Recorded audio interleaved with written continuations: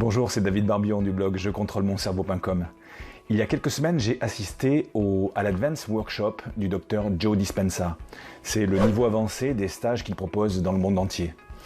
Selon ce scientifique de plus en plus renommé, notre cerveau agirait comme un véritable émetteur-récepteur, capable d'attirer à nous nos projets ou nos rêves les plus fous. J'ai adoré ce que j'ai vu, entendu, ce que j'ai expérimenté par moi-même et ce que j'ai ressenti. Et c'est pour ça que j'ai décidé de le partager avec vous maintenant.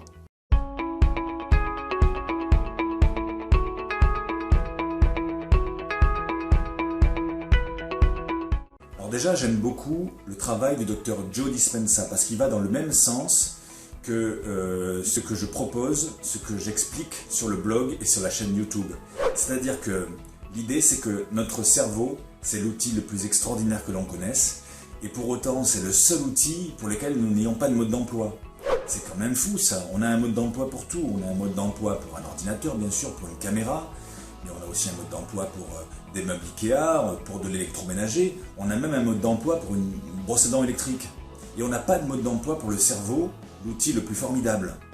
Donc l'objet de mon blog, de la chaîne YouTube, mais également le travail du Dr Joe Dispenza, tourne autour de ce fait que on a un outil extraordinaire et il y a certainement des moyens de mieux l'utiliser. Alors notre cerveau, on peut l'utiliser de la bonne ou de la mauvaise façon. En général, on a plutôt tendance à l'utiliser de la mauvaise façon. Pourquoi? Parce qu'on n'est pas formé pour ça, parce qu'on n'a jamais pris de cours de cerveau et qu'on n'a pas de manuel d'utilisation. Alors comment on utilise son cerveau de la mauvaise façon? Eh bien tout simplement en restant tout le temps dans sa zone de confort, en ayant toujours les mêmes pensées, en faisant toujours les mêmes choses. Notre cerveau a 60 à 70 000 pensées par jour.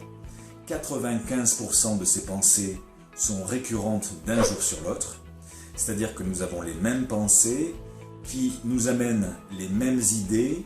Ces mêmes idées nous font faire les mêmes actions, avoir les mêmes comportements.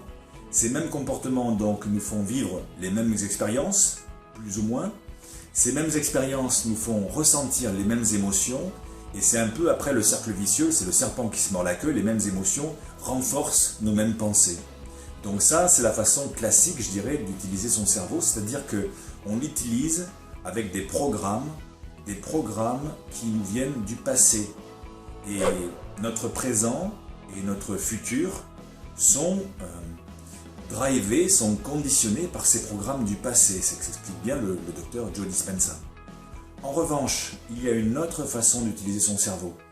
Et notre cerveau, nous pouvons l'utiliser en coupant ces programmes du passé, en les supprimant et en utilisant, en faisant fonctionner notre cerveau à sa pleine puissance comme un véritable émetteur-récepteur qu'il est. Et le Dr Dispenza propose un modèle intégratif très intéressant pour amener notre cerveau à fonctionner comme cet émetteur-récepteur, un peu comme un aimant qui attirerait vers nous nos projets, comme je le disais en introduction, ou nos rêves les plus fous. Un peu comme si cet aimant allait choisir notre avenir dans une multitude d'avenirs possibles, dans le champ quantique, et ainsi l'attirer vers nous. Alors, Joe Dispenza, il dit que le cerveau peut fonctionner comme ça, comme un émetteur-récepteur, dans certaines conditions. Et c'est pour ça qu'il propose un modèle intégratif. Il prétend que le cerveau a un certain niveau d'onde cérébrale que l'on peut atteindre en méditation profonde, comme en hypnose profonde. D'ailleurs, c'est les ondes θ du cerveau, ou les ondes gamma quand on est en méditation profonde. J'en parle d'ailleurs dans ces vidéos-là. Eh bien, dans cet état particulier d'onde cérébrale, notre cerveau est à même de fonctionner comme une sorte d'aimant qui attirerait vers nous nos projets, nos rêves, nos désirs. Et donc, l'idée de son modèle intégratif, c'est de nous accompagner dans un état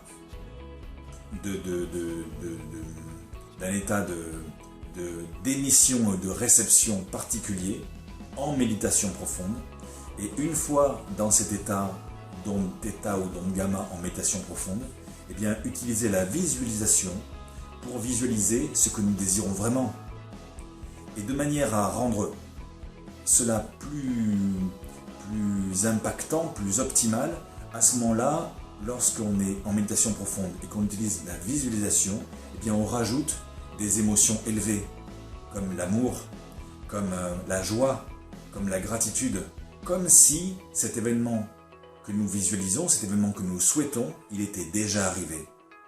Et à ce moment-là, le cerveau fonctionnerait comme un véritable émetteur-récepteur qui attire vers nous ces événements du futur qui vont se rapprocher de nous pour devenir après des événements du présent. Alors, ça paraît un peu mystique comme ça paraît un peu magique de parler ainsi du cerveau comme si on avait des super pouvoirs pour attirer vers nous des choses qui n'existent pas encore. Et pourquoi pas? Et pourquoi ça ne serait pas le cas?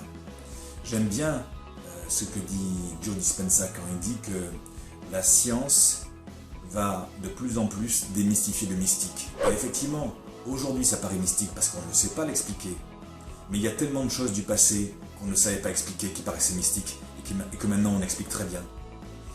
Par rapport à ce côté d'attirer vers soi des choses qu'on désire vraiment, on a déjà tout un tas d'exemples dans notre histoire de gens qui ont fait des choses qui paraissaient impossibles.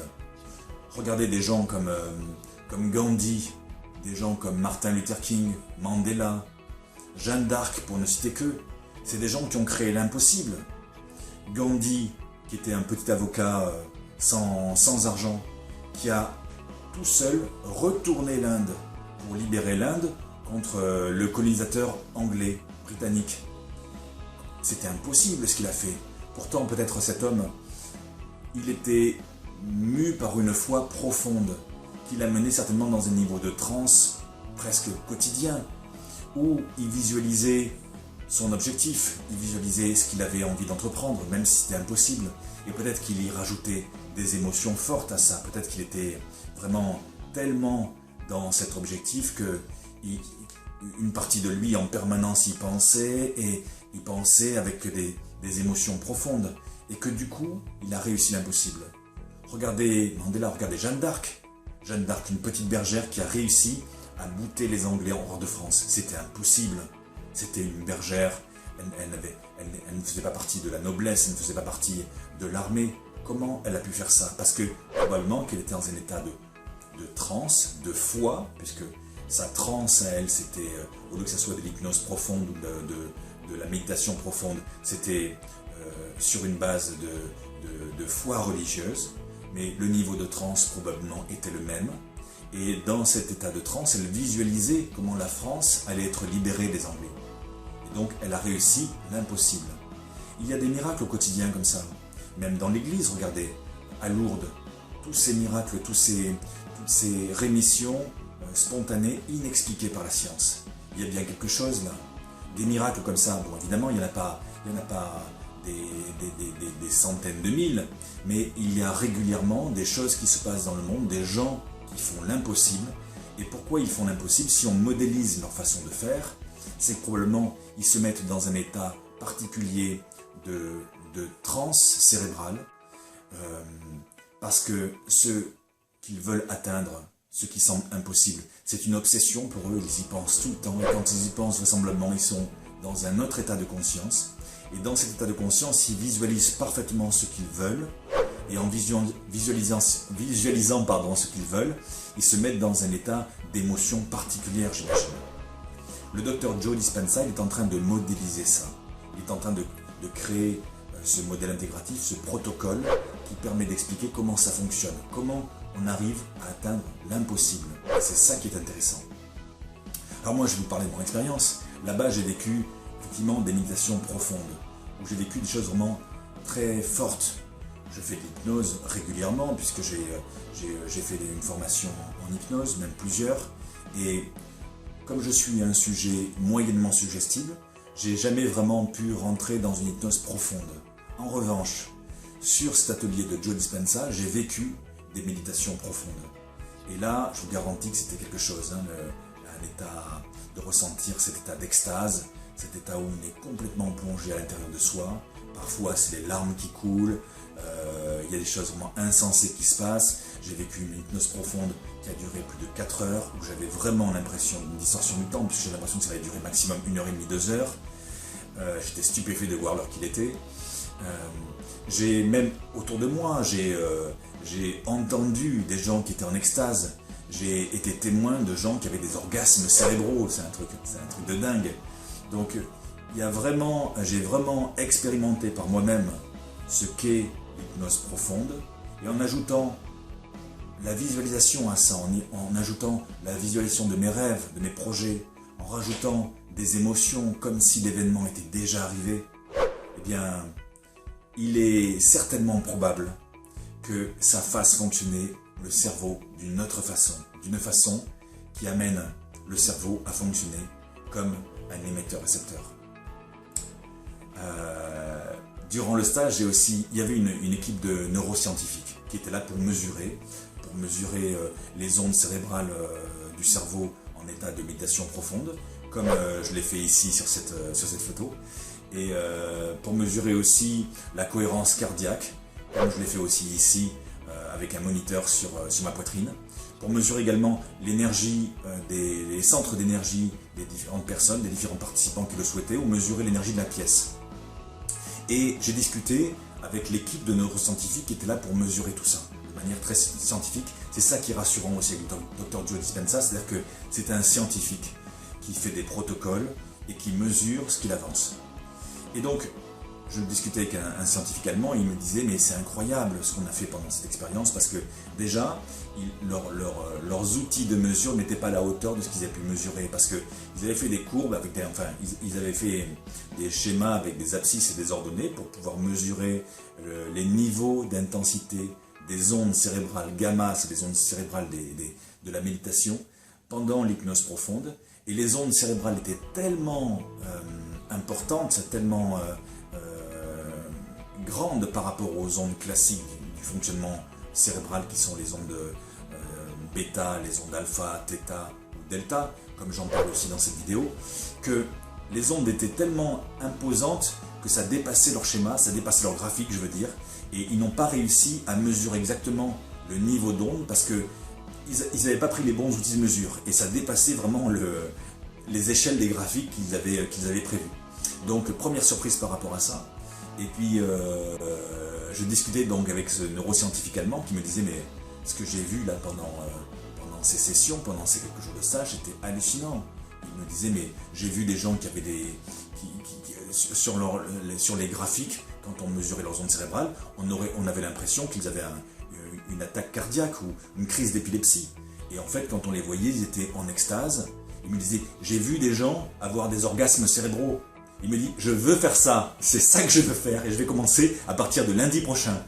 Et tous les neuroscientifiques qui étaient sur l'expérience ont été stupéfaits, un, par les mesures, et deux, parce qu'ils ont vu de leurs yeux, qu'ils ont vu les gens dans des états incroyables. Donc c'était vraiment très intéressant. C'était passionnant parce que par le message qu'a fait passer cet homme, Joe Dispenza, qui est quelqu'un de bienveillant et qui a une vision très charismatique pour ça, en même temps quelqu'un un scientifique, comme je le disais, quelqu'un qui est crédible, qui a écrit des livres dont je vous mettrai les références sous la vidéo, 2 livres notamment qui sont très intéressants. Et puis donc je vous engage à voir de plus près son travail, parce que on a entre les 2 oreilles quelque chose qui a un super pouvoir, et on ne sait pas que ça a ce pouvoir-là, on ne s'en doute pas.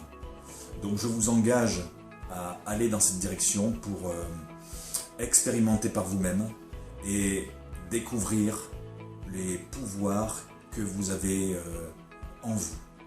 Je crois que dans beaucoup de légendes, il est dit que les super-pouvoirs ou les divinités ont été cachés quelque part de manière à ce que les hommes ne les trouvent pas. Et en fait, la meilleure cachette possible, c'est de les cacher à l'intérieur d'eux-mêmes. Je crois que les légendes des anciens sont en train de se révéler. Je crois que la science est en train de démystifier le mystique. Et ce qui paraît aujourd'hui magique, ce qui paraît impensable, ce qui paraît complètement irréel, peut-être demain sera une évidence. D'ailleurs, c'est Idriss Aberkan qui dit que toutes les révolutions de l'esprit passent par 3 phases. La première phase, c'est que ça paraît ridicule. La deuxième phase, c'est que ça paraît dangereux. Et la troisième phase, ça paraît évident. Toutes les révolutions de l'esprit humain sont passées par ces 3 phases. Aujourd'hui, ce qu'on est en train de découvrir avec les neurosciences, avec l'épigénétique, avec la physique quantique, avec la neurobiologie, et avec les travaux de personnes comme le Dr Joe Dispenza, mais d'autres aussi, c'est que notre cerveau a véritablement des super pouvoirs qu'on n'imagine pas. Et aujourd'hui, ça paraît complètement ridicule peut-être. Demain, il est vraisemblable que ça paraîtra dangereux pour certains, pour les organisations, pour les laboratoires pharmaceutiques, pour les gouvernements, pour l'armée peut-être. Et après-demain, c'est-à-dire peut-être dans quelques dizaines d'années, dans quelques générations peut-être, ça paraîtra évident. Merci d'avoir écouté cette vidéo jusqu'au bout. Comme d'habitude, vous êtes libre de télécharger gratuitement l'e-book Booster votre cerveau en cliquant sur le lien qui apparaît ici, sur la vidéo. Et puis, vous pouvez aussi vous abonner à cette chaîne pour profiter des prochaines vidéos que je mettrai en ligne, qui sont des ressources gratuites. Mais également, vous pouvez vous abonner au blog et aussi lire les articles et les podcasts et les interviews qui sont en ligne dessus. A bientôt pour une prochaine vidéo. Bye bye.